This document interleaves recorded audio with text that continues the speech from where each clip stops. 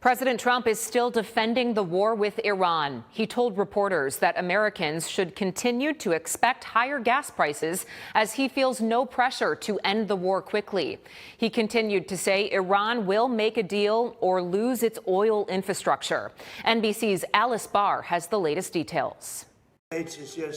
President Trump standing firm that time is on his side in the war with Iran. We have plenty of time, and I want to get a great deal. Counting on economic pressure from the U.S. blockade of Iranian ports to force Iran to negotiate, though the regime says that's a key obstacle to a deal. The president announced he's ordered the U.S. Navy to shoot and kill any boat that's putting mines in the Strait of Hormuz, and saying the U.S. has total control over the strait despite Iranian attacks on 3 commercial ships that the regime claims is shown in this highly produced video, and President Trump downplayed. Their military is totally defeated. They're outside of the little wise guy ships. I call them the wise guy ships, the little boats that they have running around with guns in them.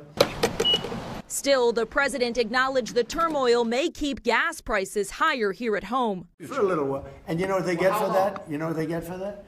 Iran without a nuclear weapon. Pressing the case for his strategy as polls show Americans increasingly frustrated with the war's costs, and pointing to victories in degrading Iran's military and taking out senior leaders. They don't even know who's leading the country. They're in turmoil. Despite those successes, new NBC News reporting finds Iran's regime may have benefited politically from the attacks started by the U.S. and Israel. That's according to a Western diplomat with knowledge of the conflict and 5 Western officials with knowledge of intelligence assessments on Iran.